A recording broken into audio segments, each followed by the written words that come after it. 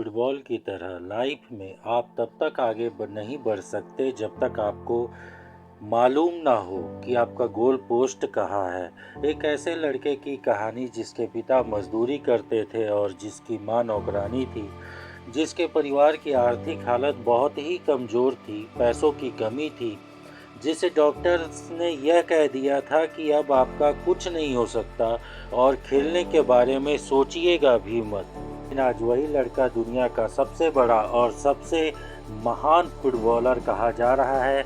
यह वह खिलाड़ी है जिसके बारे में वो लोग भी जानते हैं जो फुटबॉल के बारे में बहुत कम जानते हैं। उस खिलाड़ी का नाम है लियोनेल मेसी। नमस्कार दोस्तों, आइए लियोनेल मेसी के बारे में कुछ जानते हैं। इनका जन्म 24 जून 1987 को रोसारियो अर्जेंटीना में हुआ था। ये अपने 2 भाई और एक बहन के साथ रहा करते थे। इनके पिता स्टील के कारखाने में मजदूर के रूप में काम करते थे और माँ एक नौकरानी का काम करती थी। तमाम आर्थिक तंगी के बाद भी पिता का यह सोचना था कि मैं अपने बेटों को किसी प्रकार की किसी चीज़ की कमी नहीं होने दूंगा। कहा जाता है कि लियोनेल मेसी को फुटबॉलर बनने के लिए उनकी दादी ने इंस्पायर किया था। जब वो 4 साल की उम्र में उन्होंने एक ट्रेनिंग क्लब को ज्वाइन कर लिया था। उस वक्त उनकी दादी ही थी जो चाहती थी कि लियोनेल मेसी एक फुटबॉलर बने। लियोनेल मेसी जब 10 साल के हुए तब उनकी दादी का निधन हो गया और दादी के चले जाने के बाद मेसी पूरी तरह से डिप्रेशन में चले गए और फुटबॉल को टच भी नहीं किया। फिर उनके पिताजी ने उन्हें धीरे धीरे समझाया कि आपको दादी के चले जाने से परेशान नहीं होना है, बल्कि उनके सपने को पूरा करके दिखाना है, जो कहती थी कि तुम्हें सबसे बेस्ट फुटबॉलर बनना है। दादी के चले जाने के बाद दुखी थे, लेकिन पिता ने सहारा दिया, खेलने के लिए समझाया। अब जब मेसी खेलने के लिए तैयार हुए तो फिर उनके ज़िंदगी में एक और समस्या आ गई। लियोनेल मेसी को एक गंभीर बीमारी हो गई, ग्रोथ हार्मोन डेफिशिएंसी, जिनकी वजह से उनकी हाइट की ग्रोथ रुक चुकी थी। डॉक्टर ने कहा कि अब इनकी हाइट में ज़्यादा ग्रोथ नहीं होगी, ये छोटे कद के ही रह जाएंगे। इस बीमारी को ठीक करने में जो प्रोसेस और ट्रीटमेंट का खर्चा था वो बहुत ज़्यादा था। उस ज़माने में करीब $1500 हर महीने का खर्चा था और ये खर्चा उठाने के लिए जिस क्लब से खेल रहे थे वो तैयार नहीं हुए। इस बात ने भी इनका मनोबल तोड़ दिया कि कोई भी इनका सहारा नहीं बन रहा था। यह सोचते रहे कि अगर कोई इनका साथ दे दे तो शायद ये कुछ कर लें, लेकिन इन्होंने अपने कॉन्फिडेंस को गिरने नहीं दिया। लगातार क्लब्स में जाते रहे, कोशिश करते रहे, अपने खेल को सुधारते रहे। उस बीमारी के बारे में, उस खर्चे के बारे में थोड़ा कम सोचना शुरू किया। लियोनेल मेसी 13 साल की उम्र में इस बीमारी से पीड़ित थे। खर्चा करने के लिए कोई तैयार नहीं था, कोई क्लब नहीं ले रहा था। तब इनकी सारी स्ट्रगल की कहानी पहुंच जाती है स्पेन के FC बार्सिलोना क्लब के डायरेक्टर के पास। उस वक्त बार्सिलोना क्लब की एक यूथ एकेडमी होती थी जो कि ऐसे ही टैलेंटेड स्टूडेंट को लड़कों को बुलाते थे और उन्हें ट्रेन करते थे। उनके डायरेक्टर से कोई कहता है कि एक लड़का है लियोनेल मेसी नाम का, उसके अंदर बहुत ही कमाल का टैलेंट है, यह बहुत आगे जा सकता है, उसे हमारे क्लब को लेना चाहिए। अब मेसी और इनके परिवार को उस जगह छोड़कर बार्सिलोना स्पेन जाने के लिए कहा जाता है।